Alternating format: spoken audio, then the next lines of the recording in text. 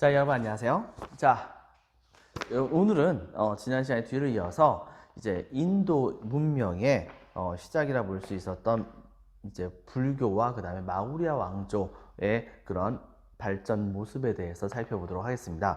지난 시간까지는 여러분들이 이제 중국의 역사, 중국의 고대 시대가 어떻게 끝났었는지에 대해서 배웠었죠. 근데 맨 마지막에 한나라 지역으로 바로 불교가 전파됐다는 그런 얘기가 있었습니다. 바로 실크로드를 통해 가지고서 전파됐다고 했었었죠. 바로 그 불교가 바로 이때 당시에 어떻게 등장했었는가에 대해서 우리가 살펴볼 필요가 있겠습니다. 자, 교과서는 188페이지, 그 다음에 프린트는 4페이지에 해당됩니다. 자, 지금부터 공부를 한번 해보도록 할게요. 자, 먼저 보면 다음과 같습니다. 불교가 성립되다.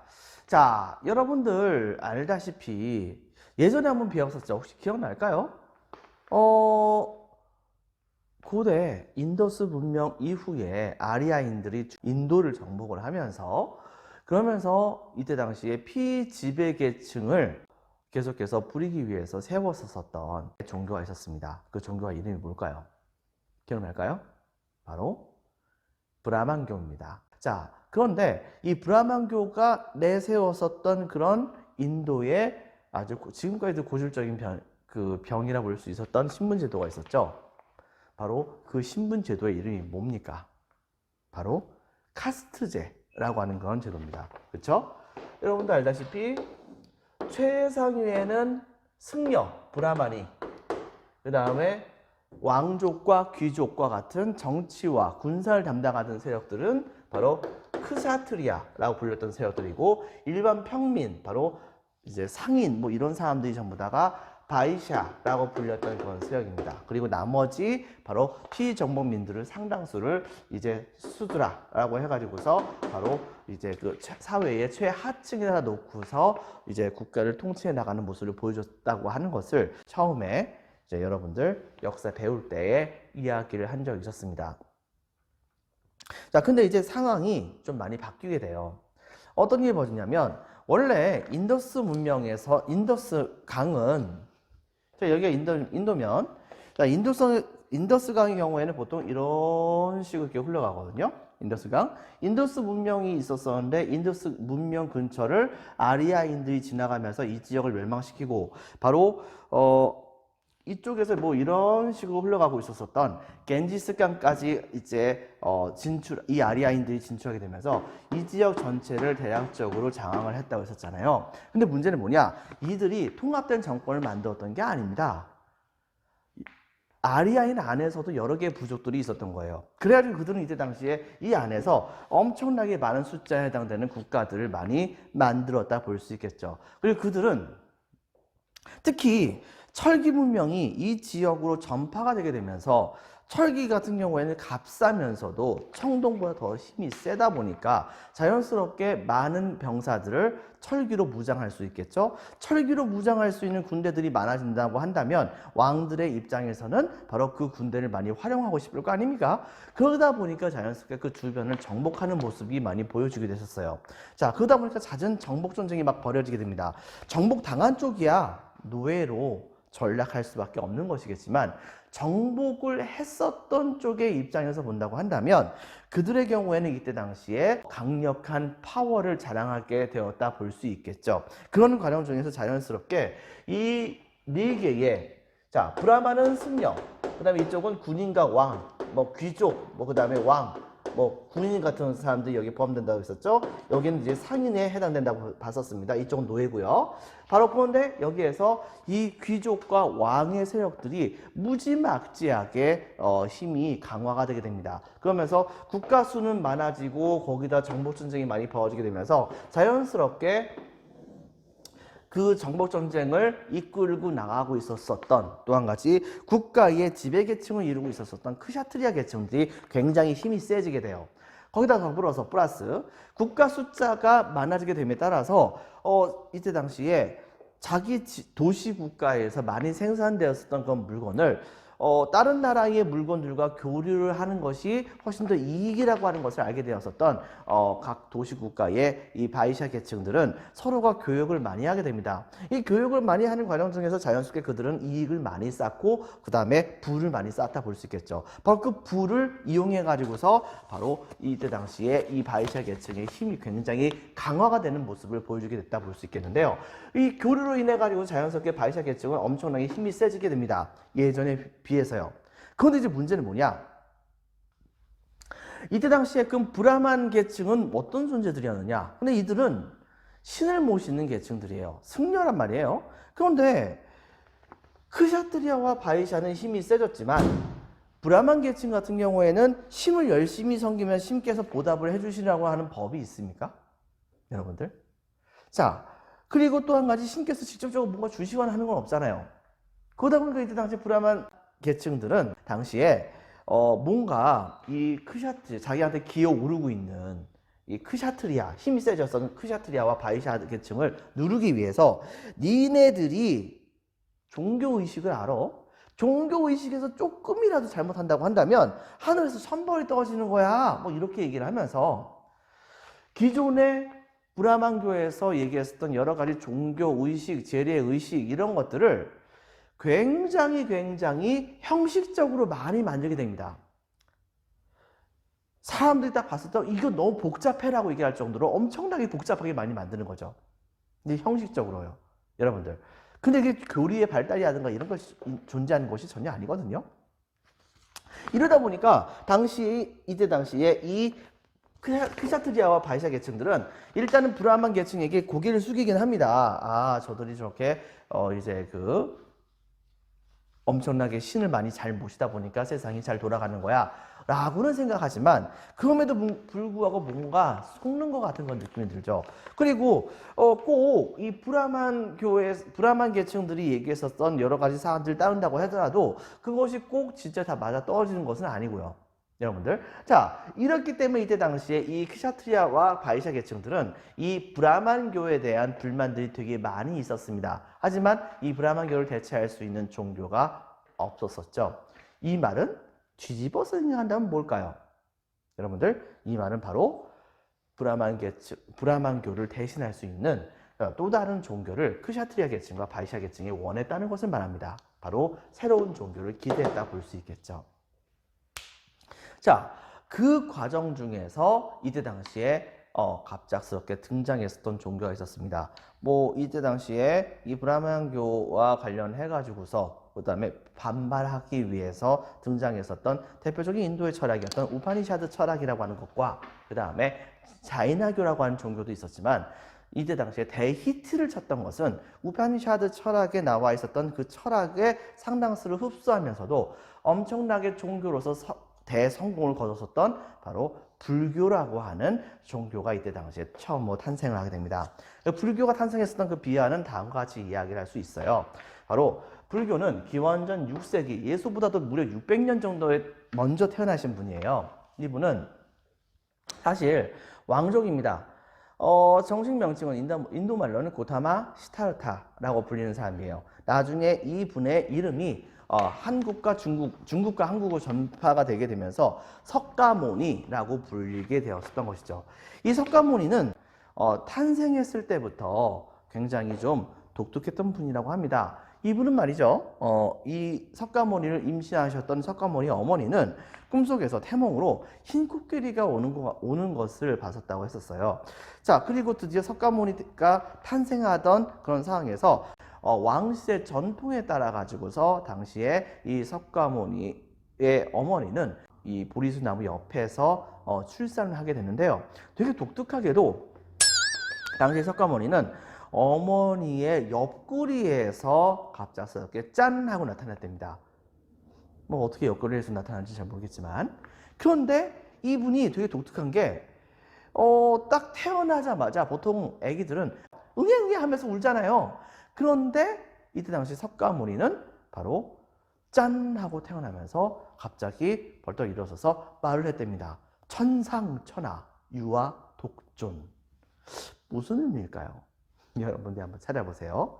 자, 그렇게 범상치 않은 기운을 보였었던 이때 당시 석가모니. 하지만 어렸을 때 이 석가모니의 어머니는 금방 돌아가시게 됩니다. 때문에 아버지가 이때 당시에 이 석가모니를 보살필 수밖에 없었었죠. 근데 이때 당시에 이 아버지는 이 석가모니를 굉장히 중요하게 여겼기 때문에 당시에 점장이를 찾아가가지고서 이 석가모니가 나중에 어떻게 성장할 것인가에 대해서 물어봤다고 합니다. 그런데요, 이때 당시에 석가모니에 대해서 점을 쳤던 그 점장이가 이렇게 얘기했대요.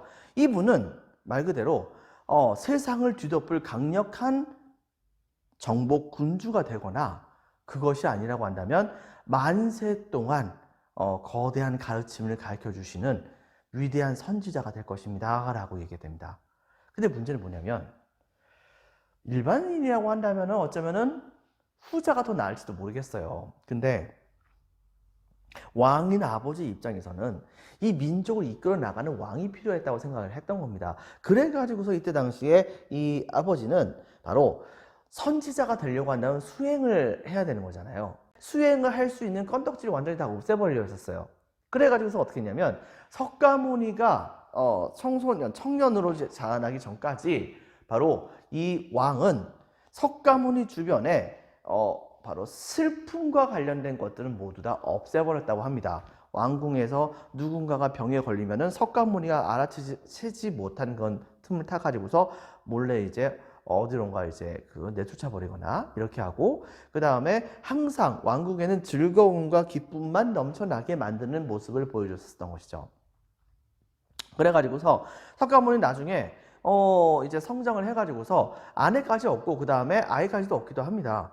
근데 말이죠, 이제 어느 날 이 석가모니는 정말 고생이라고 하는 것을 전혀 몰랐던 사람이에요. 그런데 어느 날 이 석가모니가 어떻게 하다가 바로 바깥쪽으로 행차를 하게 됐는데, 당시의 왕은 특히 이런 부분을 굉장히 신경을 써가지고서 석가모니가 밖에 나갔다고 하더라도 즐겁고 기쁜 것만 보여주도록 모든 젊고 잘생기고 뭐 이런 사람들만 석가모니가 지나가는 행렬 주변으로 싹 다 모이게 만들었었어요.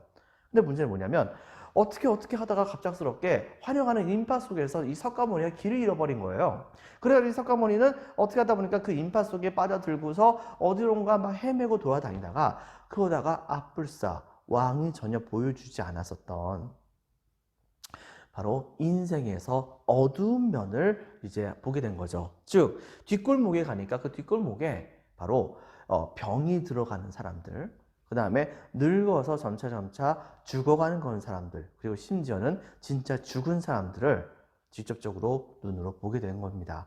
자, 이렇게 되게 되자 이때 당시에 이 석가모니 여기에 엄청나게 충격을 먹어요. 여기서부터 석가모니는 충격에 휩싸이기 시작합니다.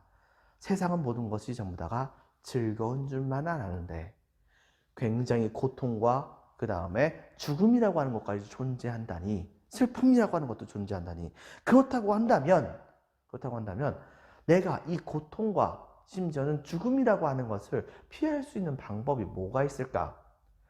이게 만약에 뭐 진시황이라든가 이런 사람이었다고 한다면, 지난 시간에 얘기하진 않았지만 진시황은 자신의 업적을 지키기 위해서 자기가 알고 있는 전 세계로 불로 장생을 할 수 있는 약을 찾기 위해서 사신들을 파견했다고 하죠. 근데 석가모니는 그것이 아니라 바로 수행으로서 이것을 벗어날 수 있는 방법을 찾으려고 노력을 했던 것입니다. 자, 그래가지고서 아버지가 그렇게 뜯어 말렸음에도 불구하고 이 석가모니는 젖먹이 아이와 그 다음에 자신의 아내를 두고서 그대로 그냥 말 그대로 출가를 해버립니다. 수행을 쌓겠다고 나섰죠.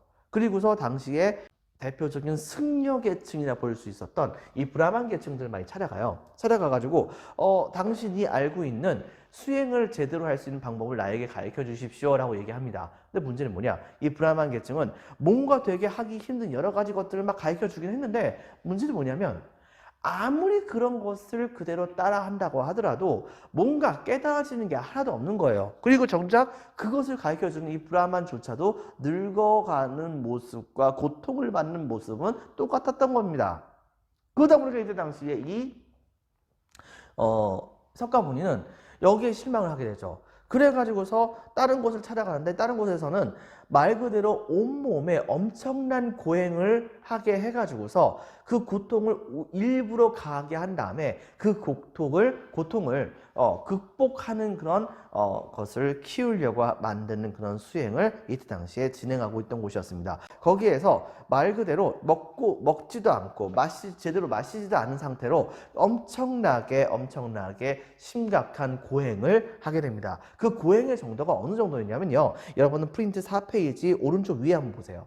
바로 뼈만 남은 존재가 보일 겁니다. 실제 이것은 바로 석가모니의 수도를 할 때 그런 모습을 상상해서 만든 그런 불상 중에 하나이기도 합니다.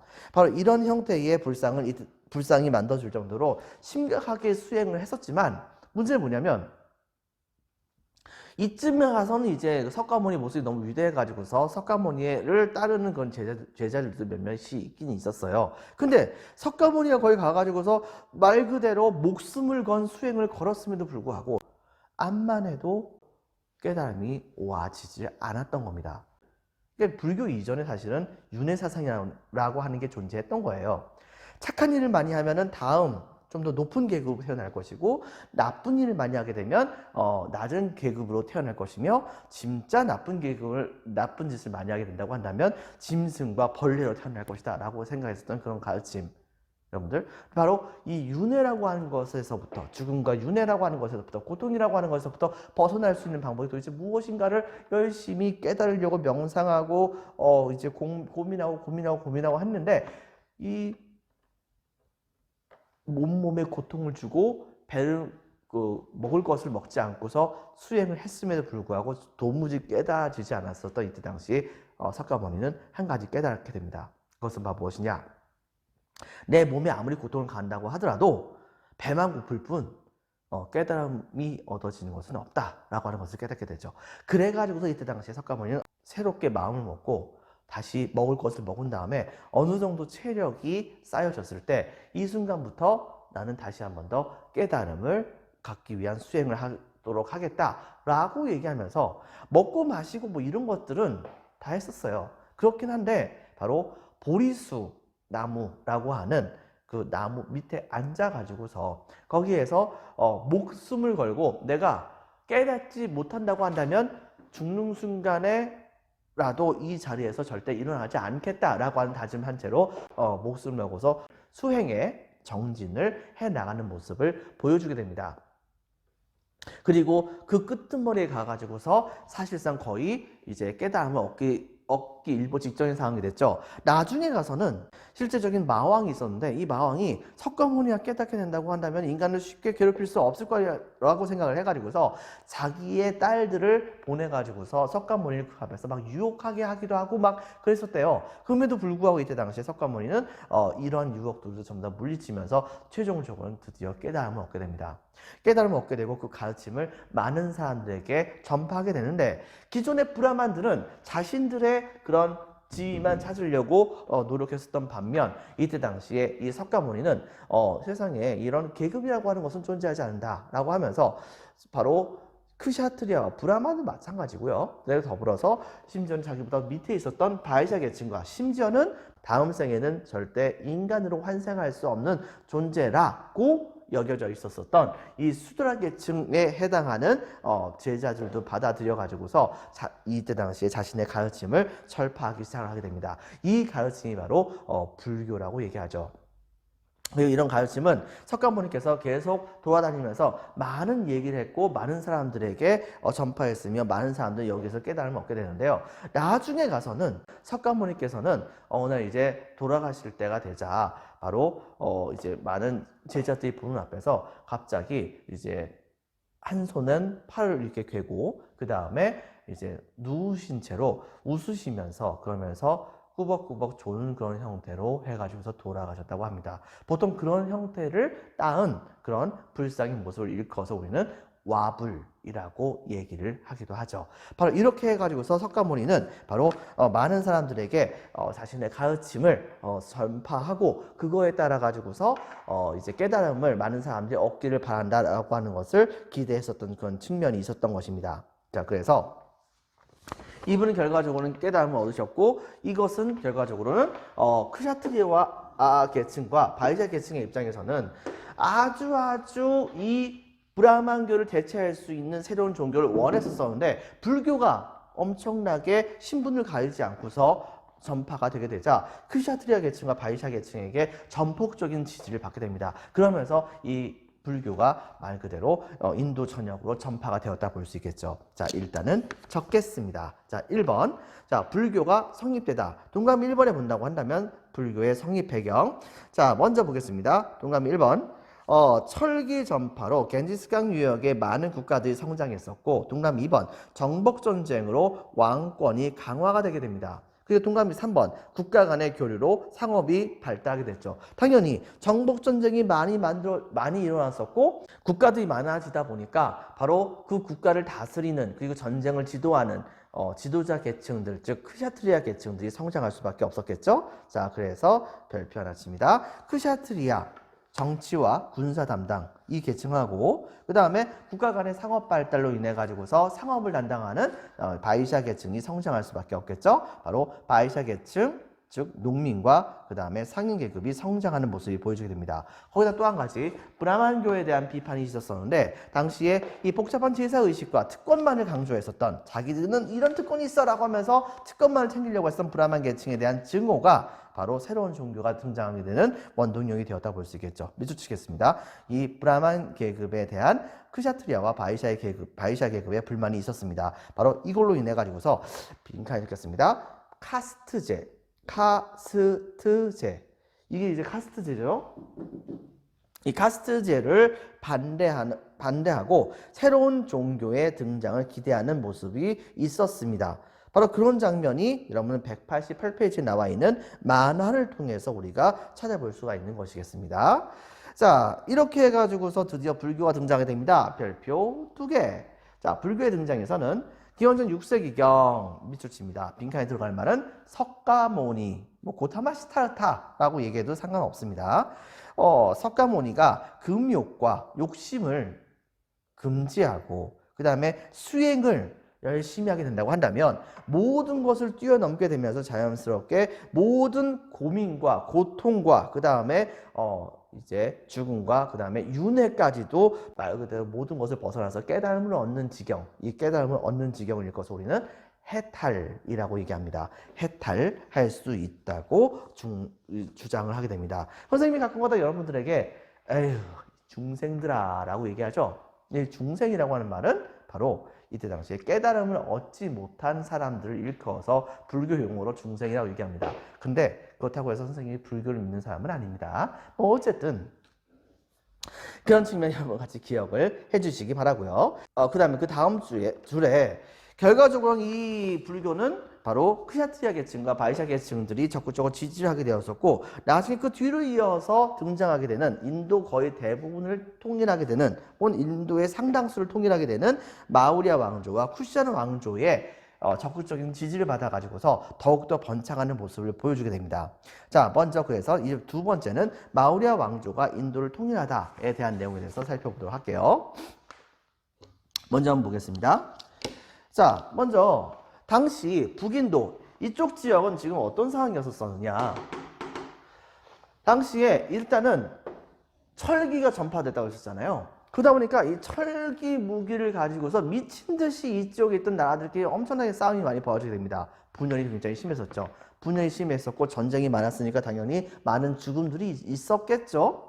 근데 갑자기 그 누구도 예상하지 못했었던 그런 적들이 등장하게 됩니다. 바로 서쪽에서부터 이른바 알렉산드로스라고 하는 한 영웅이 바로 그리스 지역, 정확히 얘기한다면 그리스 북부 지역에 있었던 마케도니아라고 하는 그 나라의 왕이었던 이 알렉산드로스라고 하는 왕이 그리스를 완전히 다 정복을 하고 통일을 시키고 그 다음에 동쪽으로 더 쳐들어가서 페르시아까지도 멸망시킨 다음에 그 다음에 그 동쪽으로 더 가가지고서 이른바 인도 북부 지역까지도 쳐들어오게 되는, 이쪽이 페르시아였었는데 이 인도 북부 지역까지 쳐들어오는 그런 상황이 벌어지게 됩니다. 인도의 여러 개의 나라들은 여기에 대항해서 코끼리 부대를 막 동원해가지고 싸우고 하는 모습도 보여줬는데 그런데도 이때 당시에 이 알렉산드로스 대왕의 군대에는 대적이 되지 못했습니다. 굉장히 많은 군대가 이때 당시에 패배를 하게 되는데 문제는 뭐냐? 이 알렉산드로스의 군대가 여기 도착을 해가지고서 전쟁을 하면서 여러 인도 지역을 장악을 하긴 했는데 근데 문제는 이때 당시에 이 알렉산드로스를 따라가지고서 전쟁터에 나섰었던 그리스의 최종의 병사들이 전쟁에 질렸어요. 그래서 집에 가고 싶다고 막 떼를 썼어요. 그 바람에 알렉산드로스는 아유 그래 너희들 고생 많았다. 이번에는 딴 애들 좀 데려올게 라고 하면서 이제 다음번에 또 올게 라고 하면서 일부 주둔군을 이 인도 북부 지역에 남겨놓은 채로 다시 이제 그 수도였던 곳으로 돌아가는 모습을 보여주게 됩니다. 근데 그 과정 중에서 나중에 이 알렉산드로스 대왕은 돌아갔다가 다시 돌아오진 못하지만 그렇지만 어쨌든 간에 이것 때문에 이들의 공격으로 인해 가지고서 이 북인도 지역의 인도의 여러 개의 왕조들은 일대 대위기에 빠지는 모습이 보여줬다 볼 수 있겠죠. 근데 이런 상황에서 알렉산드로스는 더 이상 침공하지 않았었지만 이런 위기에 빠졌었던 북인도 지역을 드디어 완전하게 하나로 통합하고 거대한 제국을 만드는 나라가 등장하게 되었던 것이죠. 그 왕조가 바로 인도의 최초의 통일 왕조라 볼 수 있었던 마우리아 왕조라고 하는 왕조입니다. 마우리아 왕조는 당시에 바로 이때 당시에 이 찬드라굽타라고 하는 그런 사람이 이때 당시에 이 마우리아 왕조를 건국했어요. 바로 예수가 태어나기 한 317년쯤에 이 마우리아 왕조를 건국했다고 하는데요. 건국하면서 인도의 북부 지역은 웬만하면 다 정복합니다. 정복했는데 이들의 최고의 전성기를 구가했었던 그런 왕은 바로 인도의 거대한 정복왕이라 볼 수 있었던 불교 쪽에서는 사실상 이 사람을 모델로 삼아 가지고서 불교에서 말하는 전설적인 그런 정복왕을 표현하기도 합니다. 전륜성왕이라고 불리는 그런 왕을 표현하기도 하는데 바로 그 왕의 모델이라 볼 수 있었던 왕이 바로 이 아소카 왕이라고 하는 왕입니다. 이 아소카 왕이 당시에 엄청난 전쟁을 벌여요. 그래가지고서 실제적으로 최고 전성기의 인도는 이 지역 전부 다 먹습니다. 다 장악을 하고 그 다음에 남쪽으로 더 쳐들어가 가지고서 이 일부 남은 지역, 요 지역을 전부 다 제거하고 이 지역 전부 다 정복하는 모습을 보여줘요. 인도 최고의 전성기를 구가하는 모습을 보여줬죠. 이 남부 조금만 빼고요. 근데요, 여기까지 점령했으면 요건 남겨놓은 것도 뭡니까? 근데 어째서 이 아소카 왕은 이 남쪽 지역을 점령하지 않았을까요? 아소카 왕은 이때 당시에 대규모의 군대를 동원해가지고서 남쪽을 정복하고 있었고 이 동쪽 지역에 칼린가라고 하는 건 나라가 있었대요. 칼린가라고 하는 나라가 생각보다 굉장히 강력했답니다. 때문에 이 아소카 왕은 생각보다도 좀 힘들게 이 지역을 점령을 하게 됐었는데 근데 그 과정 중에서 무려 죽은 사람들의 숫자만 10만 명이 넘었답니다. 아소카 왕의 말에 빌리자면은 바로 그들의 땅들은 말 그대로 시신들로 다 뒤덮여 가지고서 그 참혹한 모습이 눈 뜨고서 볼 수가 없었다. 그러면서 인간의 생명에 대해서 다시 한번 생각을 해보게 되는 계기가 되었다고 얘기를 하죠. 여러분들.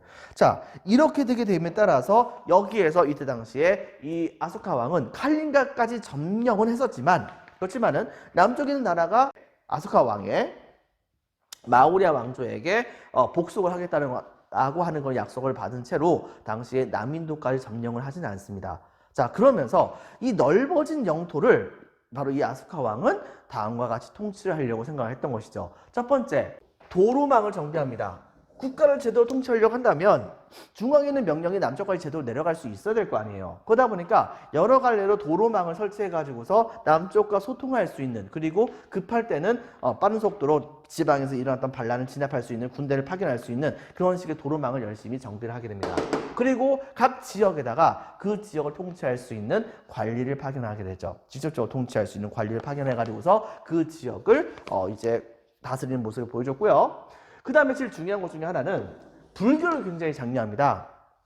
이때까지만 하더라도 이 불교가 전반적으로 인도 전역에 굉장히 많이 퍼졌다 볼 수 있는데 그런데 이때 당시에 굉장히 많이 퍼져 있었던 이 불교를 아소카 왕이 끌어들임으로 인해서 국가의 통치 이념으로 삼게 되면서 바로 이 불교를 믿는 많은 사람들의 지지를 받을 수 있는 거잖아요. 현실적인 측면에서는 바로 그런 거고, 그 다음에 개인적인 측면에서는 칼린가와 전쟁을 벌였던 것과 같은 여러 전쟁을 벌이는 과정 중에서 아소카 왕이 자비를 중요시하는 불교의 가르침에 귀의를 한 것이라 볼 수 있겠죠. 결과적으로 어떻게 벌어졌느냐? 바로 이 불교를 통치 인형으로 삼게 됩니다. 그리고 고타마 시타르타의 가르침이었었던 불경을 그 가르침들이 실제로는 책으로 만들어지진 않았었어요. 즉 석가모니의 가르침이 책으로 만들어지진 않았었는데, 그런데 그런 책 그 가르침 같은 것들을 활자화시키는 불경으로 만드는 작업을 이때 당시 아소카 왕이 처음으로 하게 됩니다. 그러면서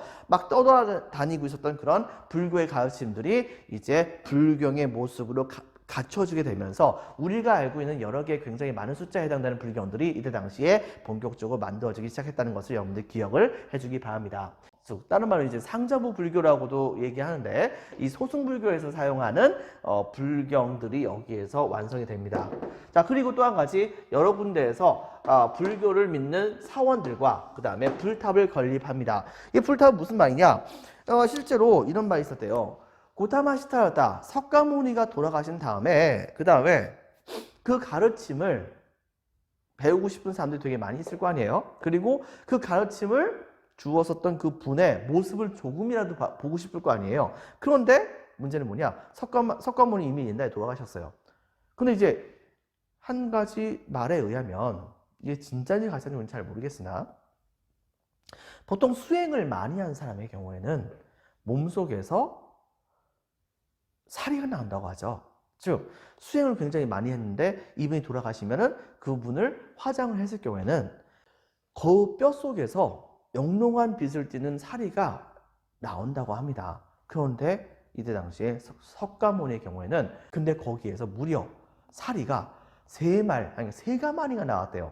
이게 어떻게 가능한지 우리는 잘 모르겠지만, 그런데 이때 당시에 이 불교 신자들은 바로 이 석가모니의 가르침을 많은 사람들에게 전파를 하고자 그 사리의 일부를 갖고 가가지고서, 그래서 석가모니의 가르침을 기리는 일종의 무덤을 만들었던 것입니다. 여러분들, 그 무덤을 일컬어서 우리는 보통 뭐라고 부르냐면 부처님의 무덤, 보통은 인도 말로 이것을 스투파라고 얘기하는데, 이 스투파라고 하는 것이 중국과 그 다음에 우리나라를 통해서 넘어오게 되면서 탑이라고 하는 말로 변신하게 된 거예요. 부처님의 탑, 무덤이니까 당연히 이것은 불탑이라고 얘기를 하는 것이죠. 그때 당시에 이 가르침을 많은 사람들에게 전파하기 위해서 이 아소카 왕은 사원과 불탑을 무지하게 만들게 됩니다. 하지만 그때 당시에 만들었던 불탑은 우리가 알고 있는 탑의 모양하고 좀 다릅니다. 바로 교과서 189페이지에 보면은 거기에 산치대탑이라고 보이죠? 바로 처음에는 그런 식으로 만들었었어요. 그러다가 나중에는 이것이 점차 규모가 작아지게 되는 모습이 보여졌다라고 볼 수가 있는 것이겠죠. 자, 그래가지고서 사원과 불탑을 되게 많이 만들었었고, 그 다음에 아소카 왕의 통치를 기리는 돌에다가 아소카 왕의 명령과 그 다음에 불교의 교리 같은 것을 이제 새겨놨었던 돌 기둥을 인도 전역에다가 엄청나게 많이 세워놓게 됩니다. 그래가지고서 누구라도 바로 이러한 가르침과 통치 이념에 따르도록 이때 당시 아소카 왕은 이끌고 나가려고 하는 모습을 보여줬다 볼 수 있겠죠. 그 다음에 또 한 가지, 이렇게 되는 과정 중에서 자연스럽게 불교는 엄청나게 빠른 속도로 이제 성장을 해 나가게 됩니다. 그런데 불교라고 하는 종교는 사실 믿는 신이 있다고 볼 수 있는 종교는 아닙니다. 즉 신을 뛰어넘어서 깨달음을 얻고 깨달음을 얻은 다음에 바로 인간에게 가장 거대한 고통을 주는 죽음과 윤회 그리고 뭐 번뇌 이런 것을 뛰어넘을 수 있는 방법을 제시해 줬던 것이 바로 이 불교죠. 여러분들. 자, 그러다 보니까 이때 당시에 많은 사람들은 그런 방법이 있어 신을 통하지 않고 라고 생각을 해가지고서 그런 방법을 서로 얻으려고 많이 노력을 했던 겁니다. 그러면서 고타마 시타르타가 가르쳐 주셨던 그런 수행 방법대로 자신만의 깨달음을 위해서 열심히 노력하는 그런 사람들이 많아지게 되었던 것이죠. 바로 개인의 해탈, 개인의 깨달음을 바로 목적으로 삼는 종교가 불교의 한 형태가 이때 당시에 본격적으로 등장하게 되었던 것입니다. 나 스스로의 해탈을 목적으로 한 것이지 많은 사람들을 위한 해탈을 목적으로 했던 것은 아닙니다. 바로 이런 형태의 바로 불교를 일컬어서 우리는 뭐라고 부르냐면 상좌부 불교 혹은 작은 수레다라고 얘기를 해가지고서 소승불교라고 얘기를 합니다. 이 소승불교가 이때 당시에 만들어지게 되는데 특히 이 소승불교는 바로 백기를 타서 이 남쪽에 있었던 이 스리랑카 지역을 지나서 동남아시아 지역으로 전파가 되게 됩니다. 이게 위치상 그럴싸한 것이 인도가 여기죠. 스리랑카 지역을 통해서 이 육로드, 이 미얀마 지역, 지금 요새 난리가 나는 곳이긴 하죠. 이 미얀마 지역을 통해서 이 동남아시아 지역으로 전파가 되면서 동남아시아 지역에 있는 불교는 대체로 전부 다 봤을 때 바로 소승불교의 모습을 띠게 되었다라고 하는 것을 여러분들이 기억을 해주기 바랍니다. 자, 그래서 이제 본격적으로 프린트를 보겠습니다. 자, 4페이지. 자, 2번으로 고쳐주세요. 2번. 마우리아 왕조가 인도를 통일하다. 자, 동그라미 1번에 북인도의 상황에선 동그라미 1번 여러 국가로 분열 밑줄, 동그라미 2번 알렉산드로스의 북인도 침입 밑줄, 마우리아 왕조의 건국에서는 마우리아 왕조 만든 사람의 이름만 그냥 기억하세요. 바로 찬드라굽타 밑줄, 전성기 별표 2개 반, 아소카왕 반드시 기억해 주기 바랍니다. 별표 2개 반. 보통 남인도를 제외한 밑줄 칩니다. 인도 대부분을 통일합니다. 그냥 모양으로 요것만 기억하세요. 끄트머리만 빼고 나머지 이렇게 거대하게 장악을 하게 됐었다. 특히 이쪽 서쪽 지역으로 되게 많이 영역을 많이 넓혔다는 것을 같이 기억해 주기 바랍니다. 그래서 아소카 왕 이때는 인도의 대부분을 통일하게 됐었는데 먼저 통치체제 정비에선 동그라미 1번 도로망을 정비합니다. 동그라미 2번 전국의 관리를 파견하죠. 그리고 또 한 가지 불교를 장려하게 됐는데 동그라미 1번 불교 빈칸 적겠습니다. 불교를 국가의 통치 이념으로 삼음 밑줄. 그다음에 동그라미 2번 바로 불경을 편찬합니다. 동그라미 3번 여러 곳에 사원과 불탑을 건립합니다. 산치대탑이라고 하죠. 대표적인 그런 탑이 바로 산치대탑입니다. 교과서 189페이지 위에 나와 있습니다. 자, 그 다음에 동그라미 4번에 통치 방침과 불교의 가르침을 새긴 돌기둥을 각지에 건립합니다. 밑으로 쫙 치고 동그라미 5번 상좌부 불교. 이 상좌부 불교는 개인의 해탈을 중시하는 불교입니다. 개인의 깨달음만을 중시하는 것이 대중들을 위한 가르침을 중요시했던 것은 아니었습니다. 이런 것들은 주로 동아시아 지역이 아니고 동남아시아 지역으로, 동아시아 지역은 보통 이제 중국과 일본과 우리나라를 포함하는 거겠죠. 이 지역으로 전파된 건 아니고요. 동남아시아 지역으로 전파가 되게 됩니다. 자, 개인의 해탈을 중시, 동남아시아 전파 밑줄 짝 칩니다. 자, 여러분들 이 정도까지로 하도록 하겠습니다. 수고 많으셨습니다. 오늘은 여기까지 하는 것으로 하겠습니다. 감사합니다.